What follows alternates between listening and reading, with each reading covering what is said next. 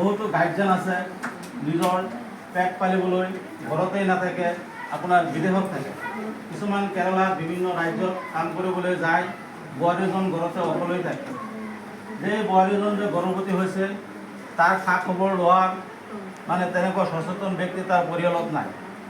গতিকে আমাৰ যিবিলাক অংগনবাদী কৰ্মী সহায়িকা আছে, আশা কৰ্মীসকল আছে, চৰকাৰে তেখেতসকলক নিয়োগ দিছে যে মাতৃসকলৰ যে গৰ্ভ অৱস্থাৰ পৰা গৰ্ভপাত হোৱাৰ পিছৰ পৰা ল'ৰা ছোৱালী ডাঙৰ হোৱালৈকে বিভিন্ন ধৰণৰ চৰকাৰে বিভিন্ন ধৰণৰ আঁচনিৰ অন্তৰ্ভুক্ত কৰিছে আৰু বিভিন্ন কৰ্মী সহায়িকা তথা আশা কৰ্মী ছুপাৰভাইজাৰ বহুত নিয়োগ কৰিছে, যাতে আমাৰ সমাজখন এটা সুস্থ আৰু ভাল পৰিৱেশৰ মাজত আহে আৰু গৰ্ভৱতী মহিলাসকলে যাতে ভালকৈ গৰ্ভ থকা সংসাৰটো জন্ম দিয়ে আৰু তাক ভাল ৰূপে সুচাৰুৰূপে মানে পৰিচালিত কৰি এটা ভাল মানুহ কৰিব পাৰে।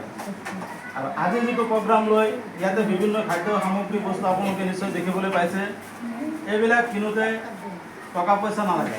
এইবিলাক প্ৰায়বিলাক বস্তু আমি দেখিছোঁ আমাৰ ঘৰতেই আছে।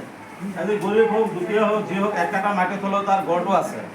তাৰ ঘৰটো থকাত এটা লাও গছ তাত লগাব পাৰিব, কলগছ এটা লগাব পাৰিব, আপোনাৰ সজনা গছ এটা লগাব পাৰিব। এই মুৰ্গীৰ ডিম দেখুৱাইছে, এই মুৰ্গী পোহপাল কৰি তেখেতে ডিম খাব পাৰিব।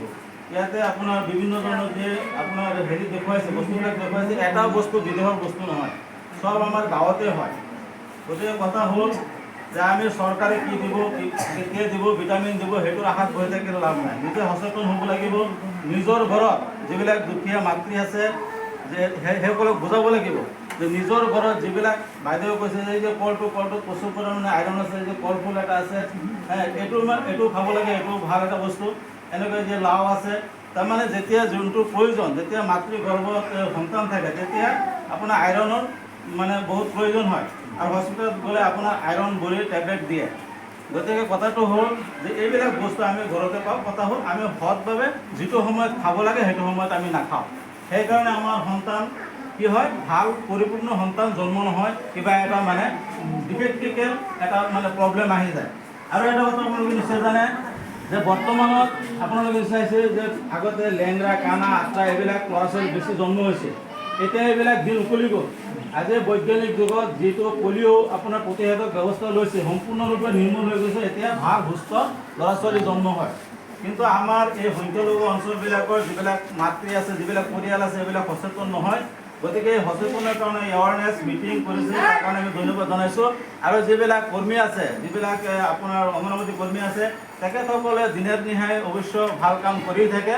আৰু কিছুমান যিবিলাক গৰ্ভৱতী মহিলা গাঁৱত আছে, কোনটো সময়ত কি খাব লাগে, কাৰণ এজন মাতৃয়ে এজন মহিলাই যেতিয়া আন এজন মহিলাক ক'ব যে তুমি এতিয়া তোমাৰ 3 মাহ হৈছে বা 2 মাহ হৈছে, তুমি এইটো খোৱা সেইটো খোৱা, এইবিলাক বস্তু ঘৰতেই পোৱা যায়, গতিকে তুমি এইটো খালে ভাল হ'ব, এইটো এনেকুৱা পৰামৰ্শ দিলে মহিলাৰ পৰামৰ্শ মানিব।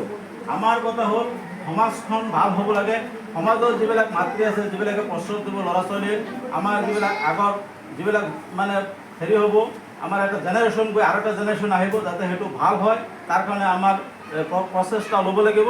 আৰু আমাৰ যিবিলাক মাতৃসকল আছে তেখেতসকল সচেতন হ'ব লাগিব। আৰু যিবিলাক আমাৰ গাঁৱৰ সচেতন ব্যক্তি মুৰব্বীসকল আছে বা সচেতন ৰাইজ আছে, তেখেতসকলক মানে এইবিলাকৰ বিষয়ে পৰামৰ্শ দিব লাগিব। বৰ্তমান যুগত প্ৰত্যেকটো ঘৰতে কম বেছি লিখা পঢ়া জনা মানুহ আছে। আৰু মোবাইলটো আমি যে ব্যৱহাৰ কৰোঁ, বেছিভাগ অসৎমতে ব্যৱহাৰ কৰোঁ। মোবাইল এটা ভাল বস্তু, বৈজ্ঞানিকে এইটো ভাল বস্তুৰ কাৰণে বনাইছিল, কিন্তু এইটো আমাক এতিয়া জাহান্নামে লৈ গৈ আছে। কাৰণ কি, এইটো আমি ব্যৱহাৰ কৰিব নাজানো। আপোনালোকে ইণ্টাৰনেটত লিখিব যে মাতৃ এতিয়া গৰ্ভৱতী, এতিয়া কি খাব লাগিব, লগে লগে কুৱেশ্যনৰ এনচাৰ আহি যাব। লগে লগে এইটো ক'ব যে এইটো খাব, এইটো খাব, এইটো খাব, এইটো খাব, যে অমুক বেমাৰৰ কি চিকিৎসা, লগে লগে এইটো কৈ দিওঁ। কিন্তু এইবিলাক আমাৰ চোৱাৰ সময় নাই। আমি কি চাওঁ, এইটো নাটক চিনেমা, এইটো আজে বাজে পিকচাৰবিলাক আমি চাই সময়বিলাক আমাৰ নষ্ট কৰোঁ। কিন্তু এইটোৰ মাজত এনেকুৱা জ্ঞান আছে, আপোনাৰ দৈনন্দিন জীৱনটো আপুনি একেবাৰে সুস্থৰূপে আপোনাক চলাব পাৰিব, কোনো ধৰণৰ অসুবিধা নাই। আপুনি কুৱেশ্যন লিখাৰ লগে লগে আপোনাৰ এনচাৰ আহি যাব। আপুনি গোটেই ৱৰ্ল্ডত এইটো প্ৰচলন হৈ আছে, কিন্তু আমি এইটো ভাল কামত ব্যৱহাৰ নকৰোঁ। গতিকে আমাৰ আশা থাকে যে আমাৰ পুনৰ যিবিলাক জন্ম হ'ব, পুনৰ যিবিলাক গৰ্ভৱতী হ'ব, সেই মাতৃসকল যাতে সুস্থ হিচাপে এটা ভাল সন্তান জন্ম দিয়ে, দেশৰ এটা ভৱিষ্যত নাগৰিক হয়, তাৰে কামনা থাকিব। আৰু আমি অৱশেষত আমাৰ বাইদেউক ধন্যবাদ জনাইছোঁ যে তেখেতে সুন্দৰকৈ উপস্থাপন কৰিছে। নিশ্চয় আপোনালোকে কথাবিলাক বুজি পাইছে। গতিকে এইটোৱে মোৰ চমু বক্তব্য। ধন্যবাদ।